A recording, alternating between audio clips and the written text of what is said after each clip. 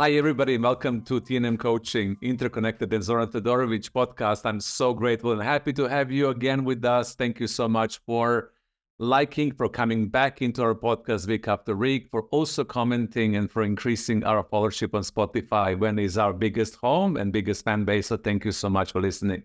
As always, we are here to empower you to elevate your heart, to elevate your soul, to elevate your thoughts to the next level and beyond, and to become this best possible version of the human being that you are, to be absolutely amazing and outstanding. And today we have this wonderful guest. He's a dear friend of mine. We had a lot of encounters throughout our life journey. Sometimes we get closer and we have this intense conversation, then life takes us apart, then we come close again. And I always felt I wanted to invite Ian Abell to come to my podcast because I love what he's standing for. I love who he is. I love what he represents. And he's always inspirational to me. So sometimes when I think about my own creativity, where I am in my own life journey, how can I become more creative? How can I learn from somebody who is so raw, clear, open, and honest about creative process? I think about Ian. He's the founder of Based Upon, which is the London-based art and design studio. They pioneered in the new era of luxury when the meaning, legacy, and craftsmanship came together and converged together, which is really interesting when you see their Instagram and everything they're standing for, all the sculptures they're creating and all the art pieces they're creating. It's really interesting. He's also a thought leader, when it comes to creativity and how do we define creativity. He's created a signature objects that symbolizes the true nature and true value of creativity as well. Once again, you can see this on their social media websites and Instagram as well. And then clients around the world, collectors, global brands, resonate with his work, and they usually come to Ian and his team to custom and to ask them to tailor and bespoke certain art pieces for whatever they want to express at this given moment in time. Before he embarked into his creative journey in his life and Based Upon, he also has background in philosophy, politics, and economics from Oxford University, and he was also working with a business consultancy as well. So he's, again, one of this multidimensional human being, now currently in Based Upon, expressing his creativity. Ian, welcome to this recording. Glad to have you with us today. Thank you, Zoran. Thank you for that lovely intro. So yeah, for me, as I said, your inspiration when it comes to the creativity. So I was wondering, my first kind of big question to you, what is that pivotal moment in your life when you recognize and realize the profound impact on creativity in your own life and in other people's lives? So what really happened in your life journey to get to where you are right now? I was always fascinated with creativity. And I always admired creative people, but I considered myself separate to them. I thought that the creative people were the people who had particular talents or gifts. I observed the level that they were working at. So somebody producing great art or great music or great theatre, and saw a huge gap between what I could do or what I could think in that, and therefore counted myself out. But this faith in creativity didn't go away for me. So I was trying to find a way in, even though I'd had no training. So I left school having done no art, no design, no music. And there are reasons for that, which we can get to, but effectively had no skills. And I came from a family that I don't recall ever being given a colouring pad and pens and been suggested that I draw, or given some clay and suggested that I try and make something. I came from a very kind of working class origin in the northeast of England. It just wasn't really the way that we thought about the world. So I'm looking from afar at this thing called creativity, and I managed to get myself through school, ended up in Oxford doing philosophy. So my route in was more through ideas. I knew that I was really into ideas and the power of ideas, and I was fascinated with ideas and the value that they held. So I thought that would be my route in. And so, having tried a couple of things, I ended up signing up and becoming a management consultant, because I figured it would be a way that I would be able to learn enough about how business worked that I could help other people bring good ideas into reality. But then when I got into working for consultancies, people were starting to talk about, it was the early days, mid-90s, just before first internet boom. People were starting to talk about the power of knowledge management, the knowledge economy was starting to be discussed as we were starting to understand that there was a value in ideas and a value in intellectual capital. So that interested me. And I was thinking, it's not, what about, if there's value in managing knowledge and sharing knowledge, what value is there in being able to create new knowledge? Like, where does that come from? The stuff that we ultimately end up sharing. And what if companies could be better at that? What if we could get to the point? And then I started to understand, actually, these big companies, they don't understand creativity. They don't have a creative culture. They're actually often, as anyone who's worked in corporate will know, that they're often very conformist to the point of feeling really quite restrictive. So I'm thinking, how do we loosen that and open that up? And I did a little bit of work on that, worked with a few companies to try and help them be better at creating new ideas. And then in that first internet boom in the late 90s, people started forming tech incubators, which were much more about how do we accelerate ideas?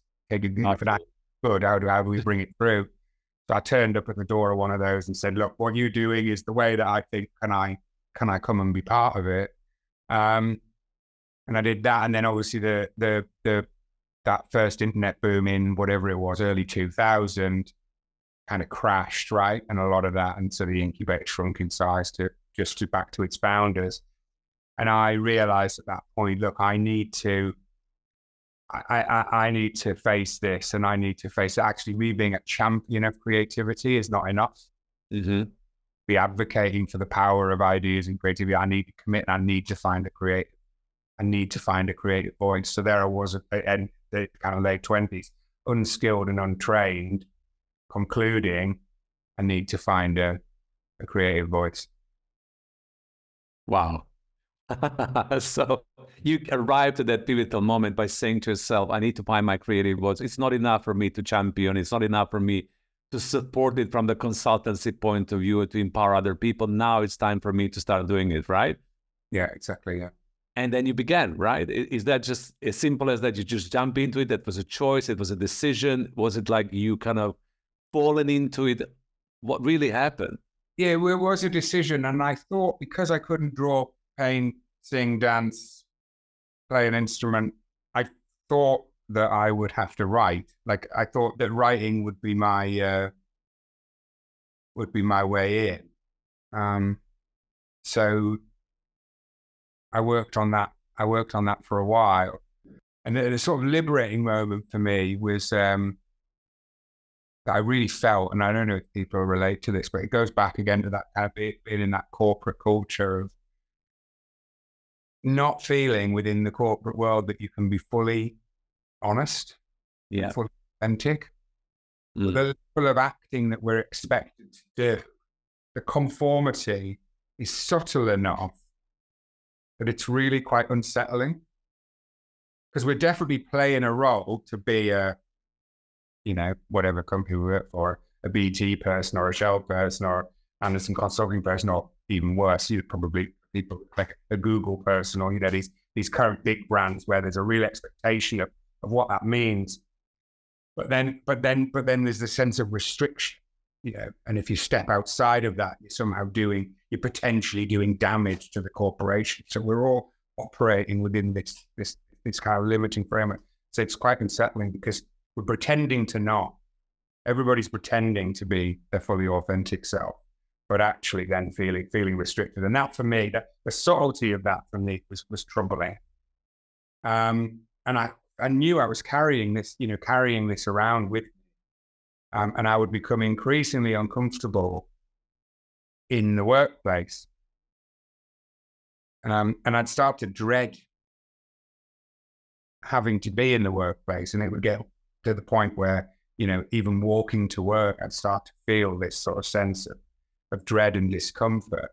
And I carried that with me even through having left the incubator and gone off, and I did a bit of traveling, and I ended up in Puglia in the south of Italy, where I was renting a really simple little whitewashed house overlooking the sea, getting up at 5 a.m., trying to get 1,000 to 2,000 words of a novel down on paper.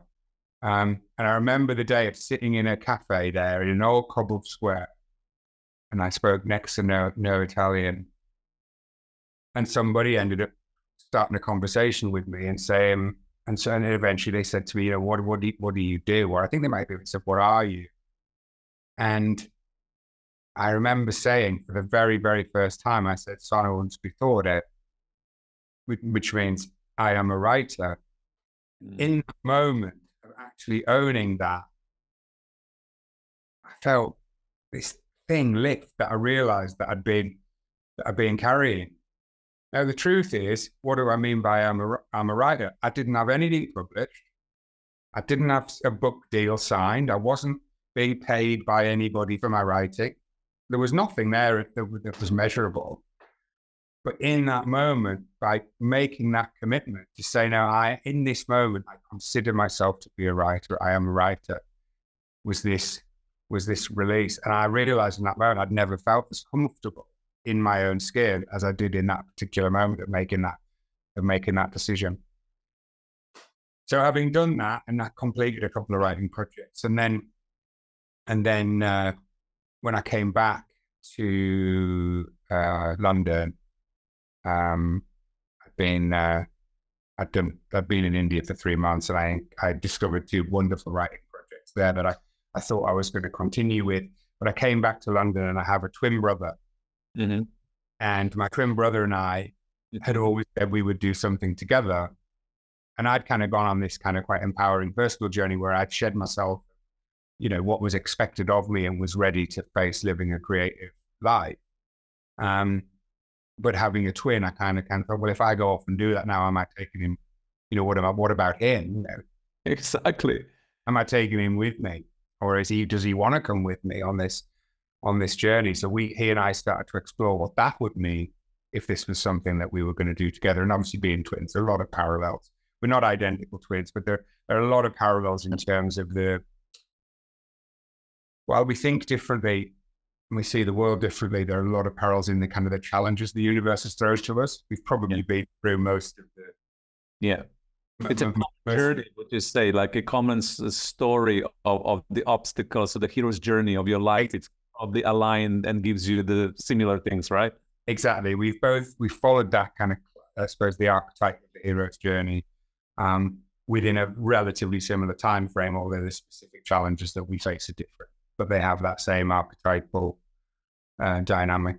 So we decided that we would explore doing something together, and it was like, so what do we both want? And he was like, I feel like he'd also worked in the early internet, in a startup that was all about content from publishing. He'd worked for some branding companies, and he'd worked for a big corporate as well. And he was like, I just want to do something where at the end of the day, when we get to the end of a day, I can look back at what we've done that day, and there's a physicality to it. I can see something that we've made, something that we've changed. And he'd had a lot of fun when he was out in Australia. Similar time when I was in Italy, certainly he was working with a landscaper. He was like, I just love it. I love the physicality of it. I love spending 3 hours digging and then having to transport that soil that we've dug to another part of the doing all that physicality, seeing the ship that we've literally moved some land. So that's what I want from my life, that tangibility. And I relate to that, and I'd like to be doing something where with also where we see output, but to me, narrative is really important, and storytelling. And by this point, because of the work I've done on creativity, I had a lot of faith in creativity as a process, and how you could use process to get to end result, and also the power of collaborative creativity and what you could achieve by bringing a group of uniquely minded individuals together. If you put those people together in a space and you make space for them to create, and you have some sense of process and some sense of facilitation, you can make incredible things happen, as you will see, I'm sure, in the work that you do. Yeah. You'll see all the time. So that kind of seeded into, well, hold on a minute, we don't necessarily need, what if we build a band? If we see the making of art and design, which we want to do, if we see that not as expecting us to be solo artists that have got all of the answers, that are going to write everything and sing everything and play every single instrument, what if we form a band and we take our place within the band and we allow whatever the band is at that moment in time, whatever skill sets it's got, what if we allow that to be the parameters of the album that we go out and make? And if over time we bring in somebody who plays, the Armenian doo-dop really beautifully, then maybe that finds its way onto that particular album at that moment in time. But it doesn't mean, not that I need to know how to play the doo-dop. Yeah. And of course, in music, this is completely accepted, right? Nobody thinks twice about a musical artist who says, yeah, I'm in a band and I'm playing a role and I made my contribution. In the world of physical art, particularly in the art world, it's not really, we're not there yet, where it's seen as acceptable to make art in that way. But, having been on non-school, we really didn't know the difference, Rich and I, between art and design. We didn't really know things were done. We didn't understand anything about the history of art. We didn't understand the art world. We didn't know who any artists were. So we were able to come to it quite naively and ask probably naive questions that other people would have already conditioned out of themselves. And some of that, some of that freshness and then that faith in collaboration was really the origin of what became based upon. And I love that, in innocence, in a way that there's lack of conditioning, as you said, what the art world represents when it comes to traditional schooling and what you need to go through and everything that you need to understand and know about art, kind of conditions out of us this innocence that you're representing, that kind of organically got you into this conversation by itself. So it's beautiful to witness that as well. Yeah. So you mentioned two things that are really important, that you trusted creativity as the process, and then you also discovered the collaboration and power of collaboration in creative processes. So tell me a little bit more about this creativity as a process. What did you discover? What is that about? Because some people don't even think in those terms. So I just would like to unpack this a little bit, if that's okay. Yeah, I think what I've noticed is, and again, it comes out of what I noticed in myself. So when we judge, we look at the work a creator's doing. We go to the Museum of Modern Art, or we go to the Royal Opera House or whatever, and we go and witness something. We go, incredible, what an amazing creation that is. And then we measure our own ideas against that, which is ridiculous, right? Because that which we've gone to see is the product of many, many hours, often years, many, many people, often which have changed over time as new teams are brought in, and normally lots and lots of money. And so we see that and we go, oh, well, I can't do that. And we turn the tap off. But the reality, if we had access to that budget, we had access to all of that incredible talent that's involved at the various stages to bring that together. Not could we create that output, but could we credibly play a role somewhere within it? And that's why, I think, and I have to do this with the people that, with the people that come to work for us here. One of the first things I work with them on is understanding what the creative process is. So to get from something, by the time we get to the Royal Opera House or an artist's show at the Museum of Modern Art, it goes through a series of, I think it goes through kind of 5 principal stages. The first stage is curiosity, in which the thinker, the creative, the artist, is out relating to the world in a way, noticing something which kind of makes them think, okay, the way I'm thinking about this in a way that's interesting enough for me that I want to develop an idea out of it. It's something, I'm open and I'm curious, and I'm starting to form a view. And so as it moves out of curiosity, it moves into conceptualization. So having started open, I'm now having an idea, which might be in a very, very basic form. That idea might be a feeling.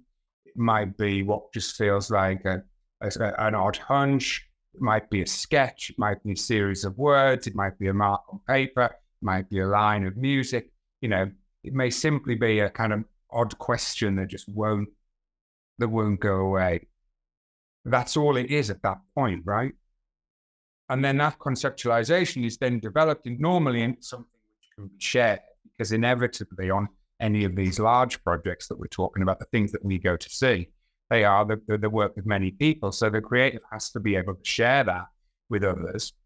So it has to be in a form in which it can be shared. And that might be a more developed thesis, or it might be a more developed visual idea in which it can be shared. And then you can start to bring the team in that are going to allow you to actually make it work. You know, if we're going to go and do a huge production of the Royal Opera House, however many people we've got in choreography and in casting and all of the players themselves and all of the actors, that's all of those people need to be brought into that project.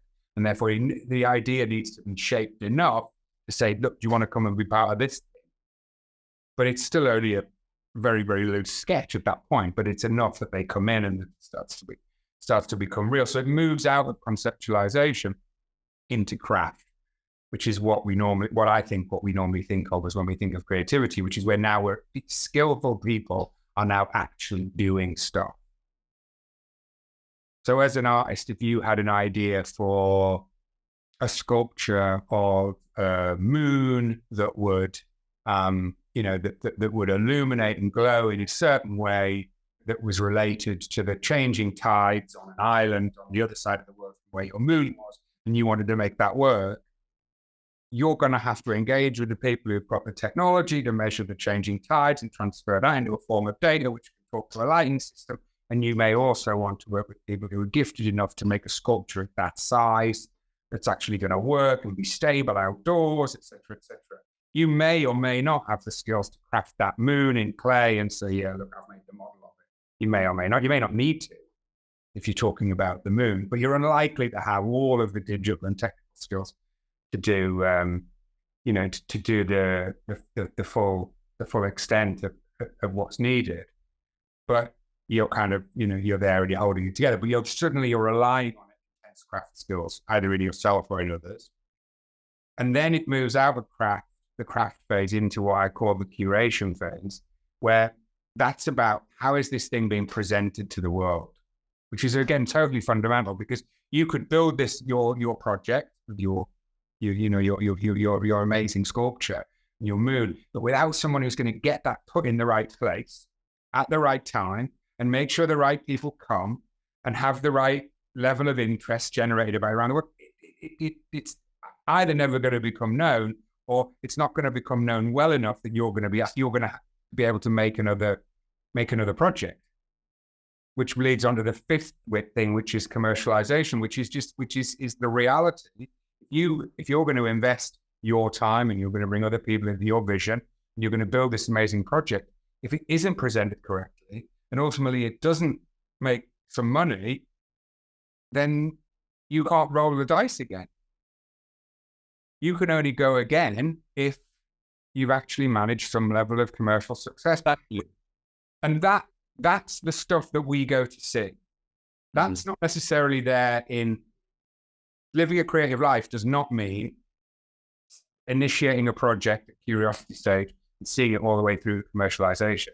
It's just recognizing that that's the actual creative process that we judge ourselves against when we go to see work in the world, and that all stages of that are valid. And I can be living a creative life if my skill is within the curation sector of it, because I'm the one that's doing that job that knows this is how we frame it, this is how we present it, this is why people then come. Or my job is in the commercialization aspect of it. That's where I'm really strong, and therefore that's what I'm going to do. Or my job is in the craft phase, the bit we understand really well. But more importantly, I think what's potentially new here didn't feel open to me, is that the curiosity phase and the conceptualization phase are really, really valid. even if you don't have the craft skills and the curation skills and the commercialization skills to develop that.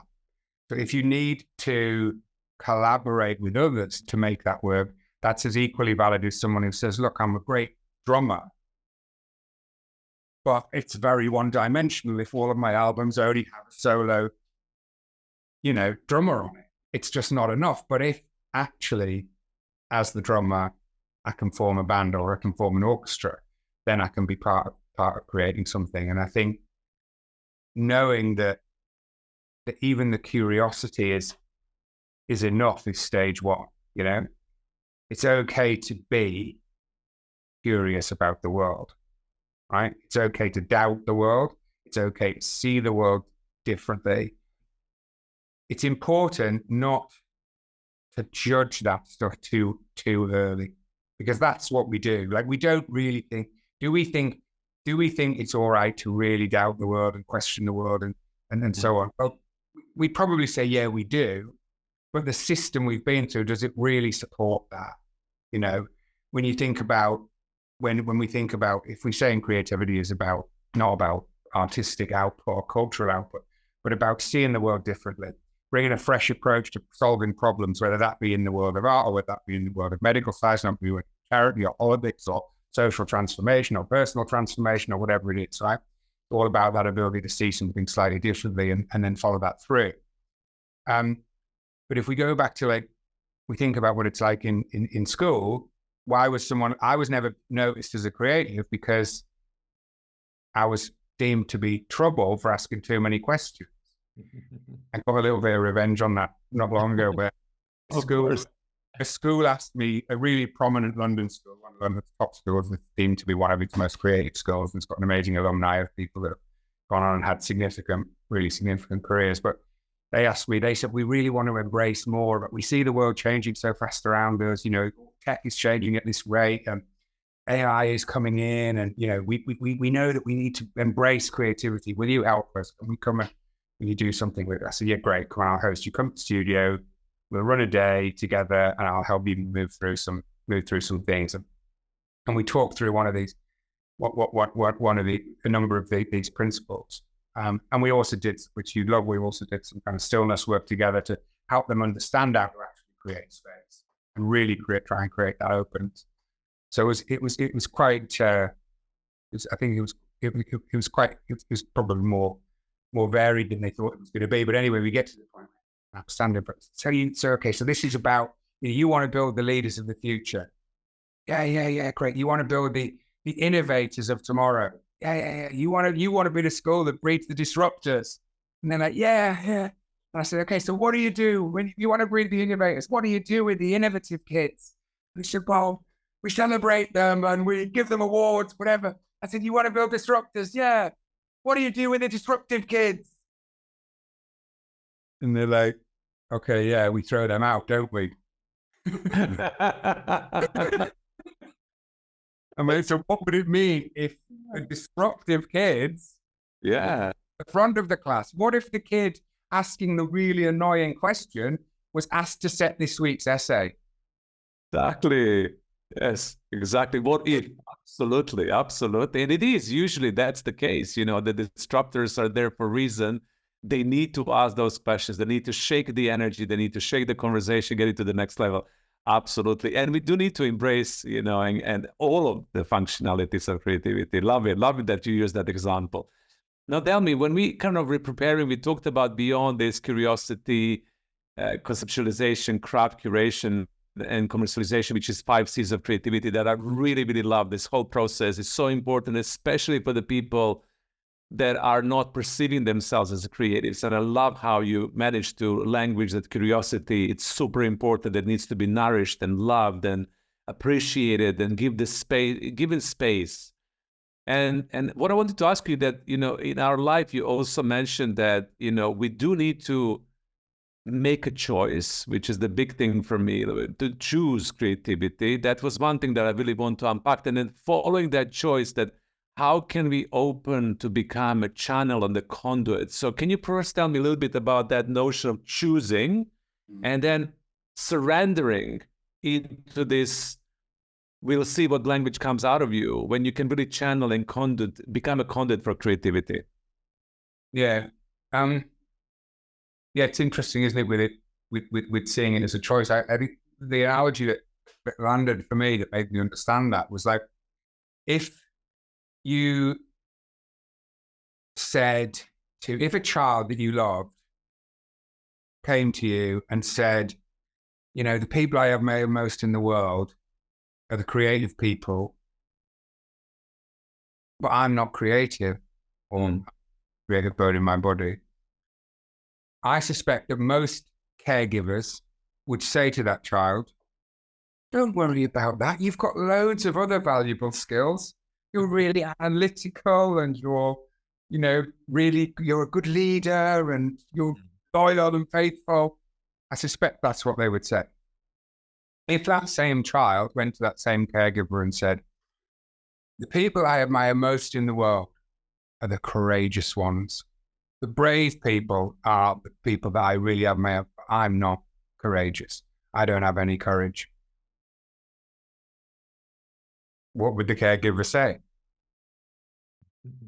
Of course you're courageous.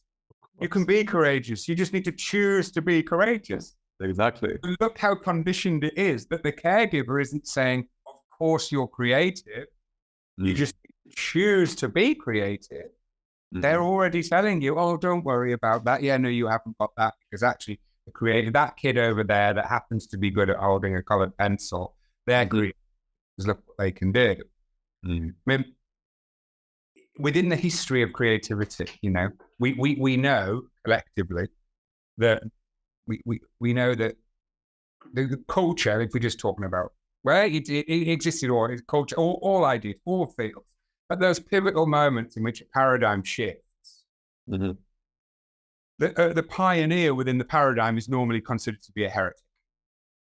Exactly. Right?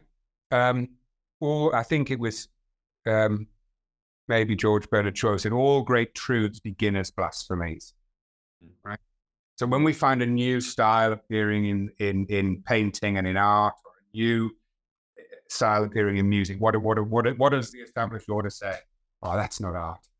That's not music. That's just noise. That's just people talking.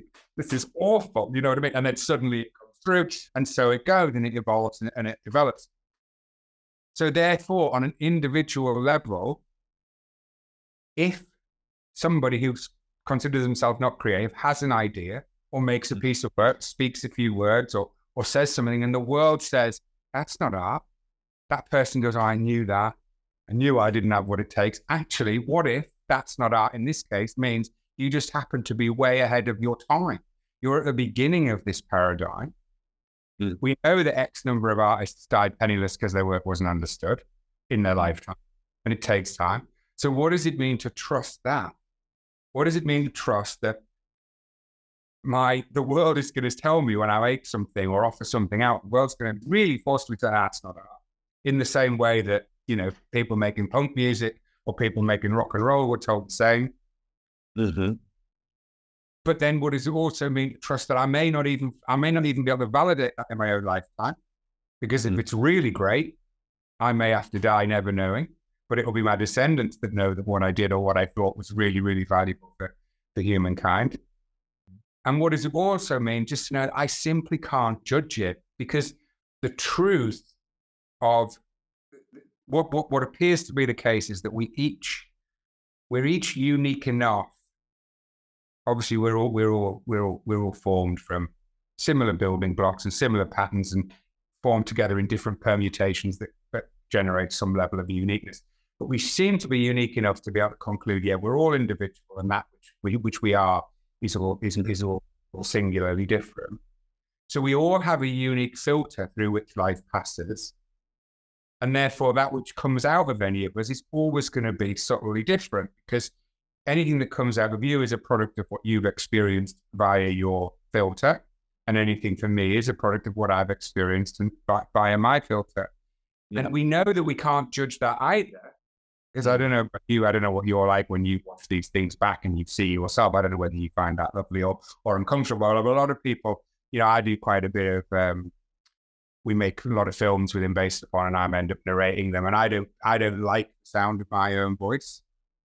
I don't like to listen to it. I know lots of actors who say they can't even watch what they've made.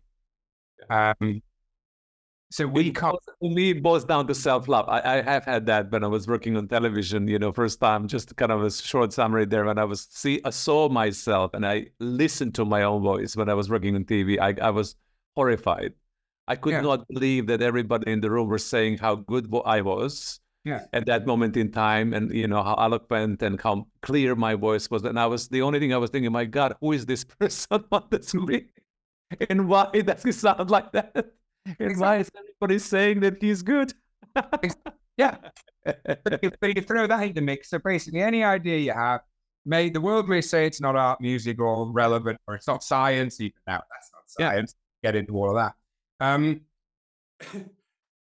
But that just simply may be that you're a pioneer, or it may be that you are a pioneer, but you're never even going to get it validated because the time span. Or it may be that you simply can't judge it, because what you see is too familiar to you. You can't see the exoticness in it. You don't have the objectivity. You can see the beauty in it. So you consider it rubbish.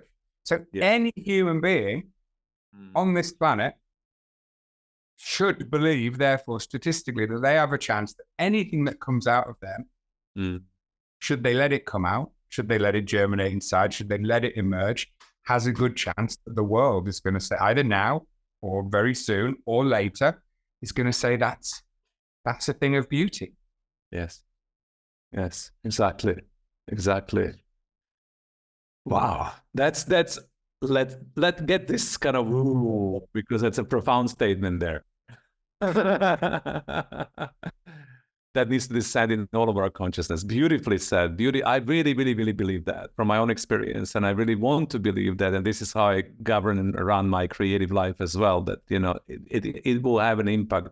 And I also believe that we all have a contribution to make on a certain level. My understanding of creativity from a collaborative, collective point of view is that we do all have a significant piece to play.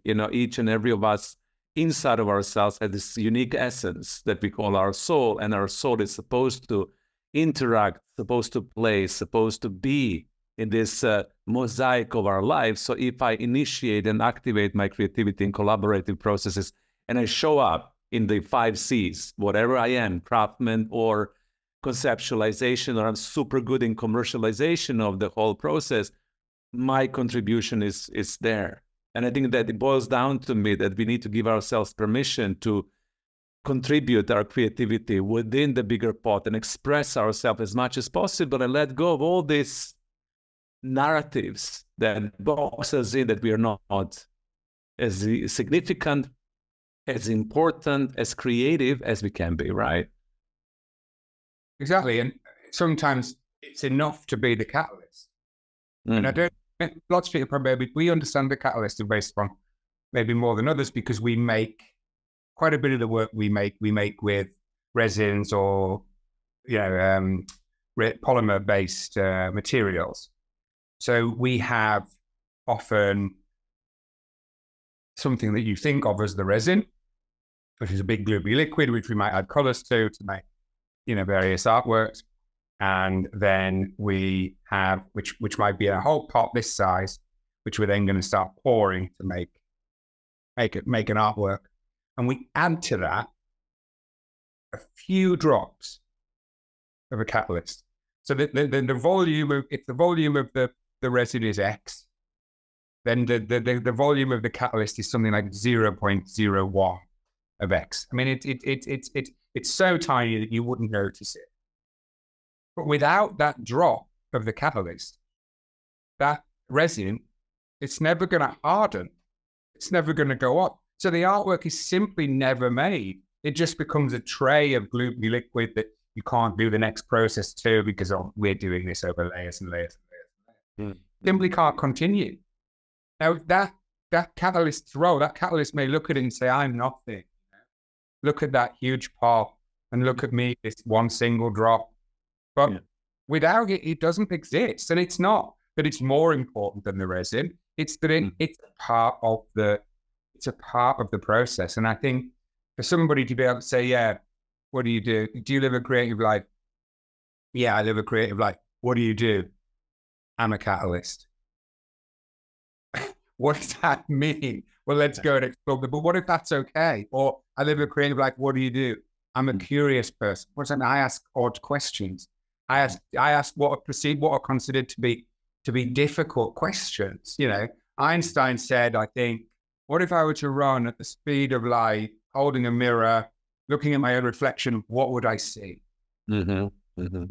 He also went on and said, if you have a difficult problem to solve, if you give me a really difficult problem to solve and you give me 1 hour to do it, I'll spend 55 minutes thinking not of an answer, but of questions. Because when I find the right question, I know become a key to unlock the answer. So the questioner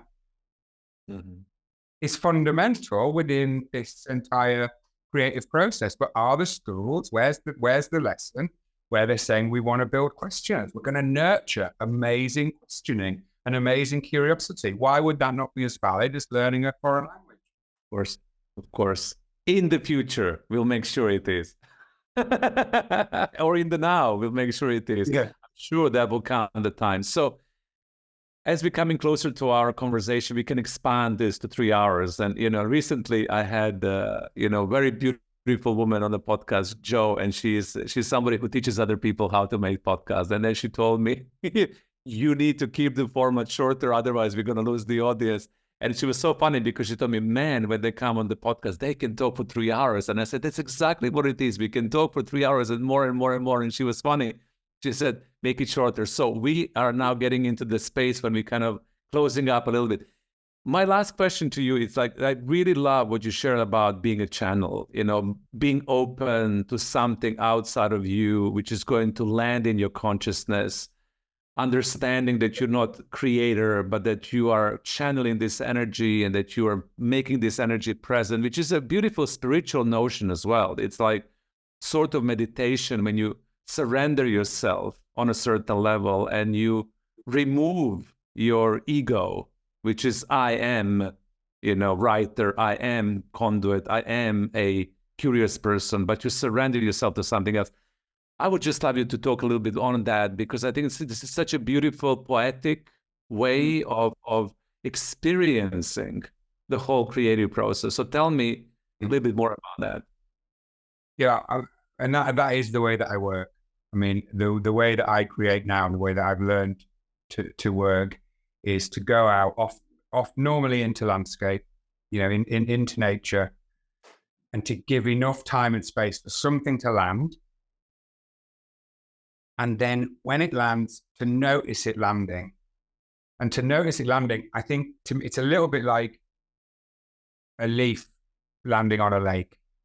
Mm-hmm. So to notice it takes a level of attention, but it also takes a level of faith to know that when you feel that something small landing, actually I can bring attention to it.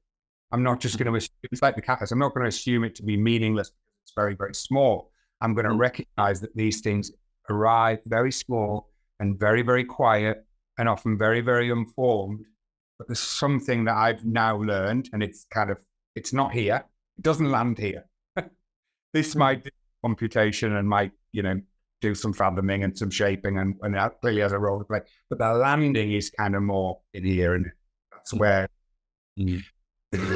that's where I'm going to kind of feel something.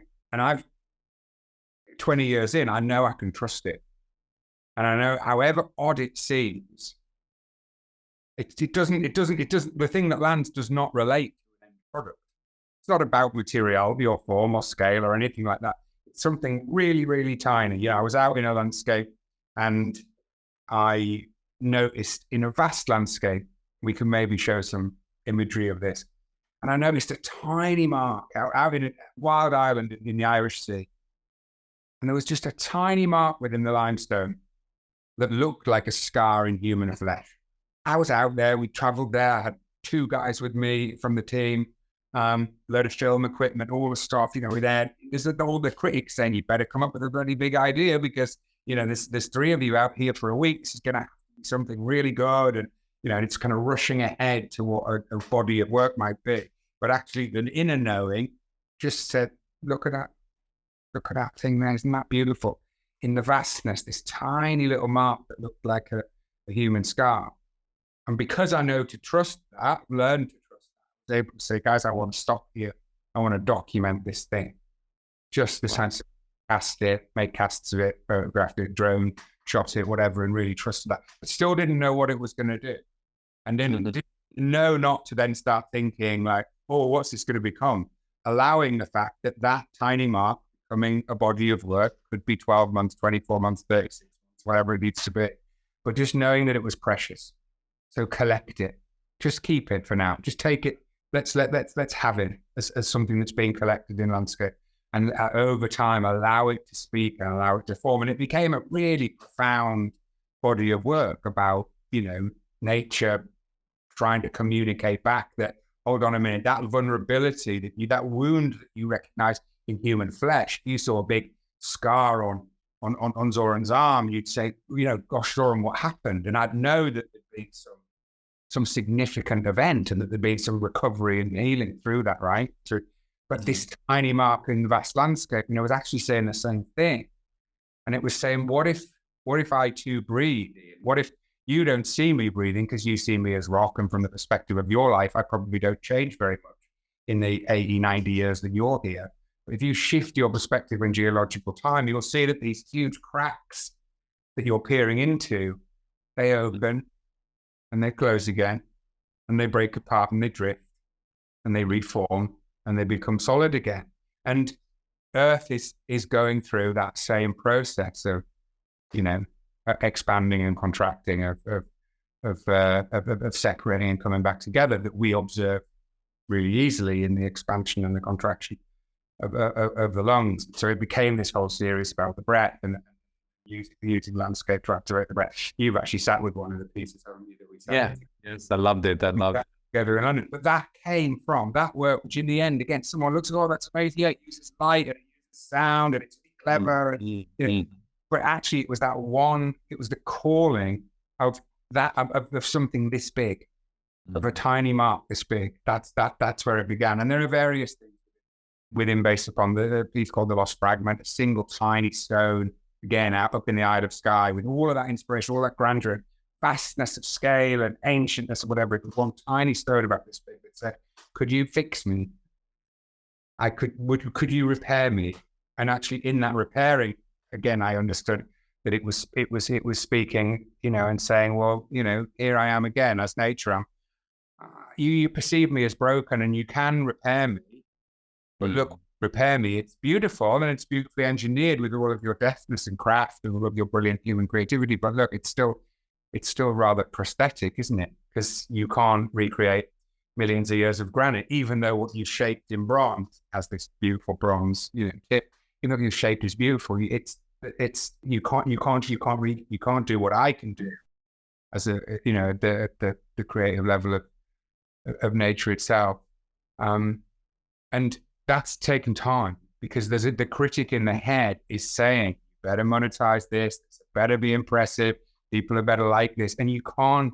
That's never there.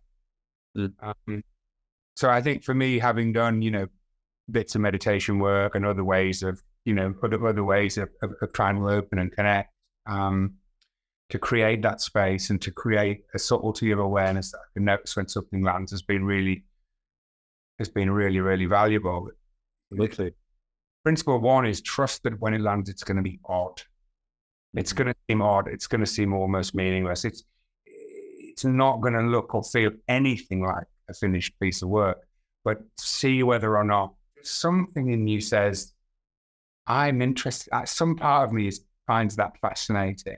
I share it to you early, the world's going to tell me that's not art, that's not whatever. If I hear the voice of my parents or my teachers, they're going to say, well, that's ridiculous. What are you thinking about that? If I think about putting it out into my tribe on social media, I'm thinking, oh, is this going to be acceptable? Is this going to fit with the norms of the parameters in which it's okay to think and speak and whatever? There's all of these pressures that are limiting our ability to be authentic and trust something which is innocuous and odd and uniquely ours. But if we can learn to recognize it, and we can learn to give it that little bit of space, what we'll see is it starts to grow, and we can kind of be the garden, if you like, or the gardener, but we didn't make the seed, you know? And if we're not making the seed, then where is the seed coming from? These things that land, where is that coming from? And if we accept that it doesn't need to be a product of my intelligence or my practice skills, I can simply be open to it,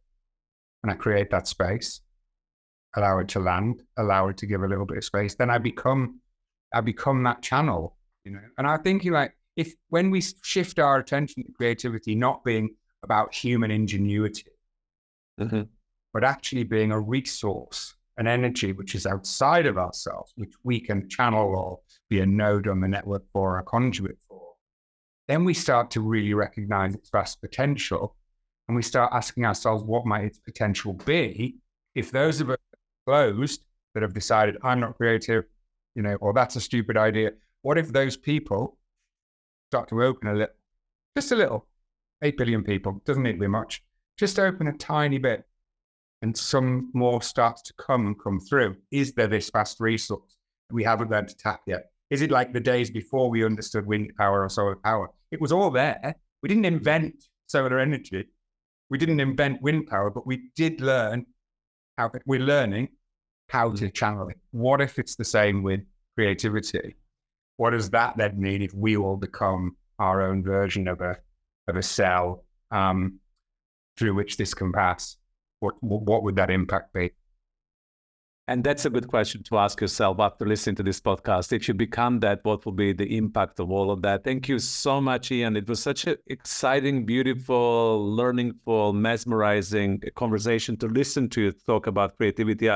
I'm also aware that we need to record part 2, because there's a lot of conversations about what is the AI impact of creativity nowadays. And I'd love to invite you to the second part of this later on in the year when we talk about that, because that's a big topic in itself. As I feel right now that the human creativity and who we are as a human being is more precious and important than ever before right now. I think that we need to cultivate it, preserve it, keep it, maintain it, nourish it, give it space, because that's what makes us human. And in this new age of technological, I would say, insanity, it's not only revolution, it's also insanity. We need to maintain and preserve this aspect of ourselves. So thank you so much for empowering us. And thank you so much for empowering the audience to reconnect back to themselves.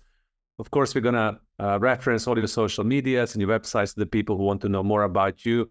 Once again, thank you so much for coming to the show. Thank you so much for your beautiful presence. And everybody, thank you so much for listening and tuning in to our podcast for this week. And bye for now. Yeah, see you soon. Thank you, Dora.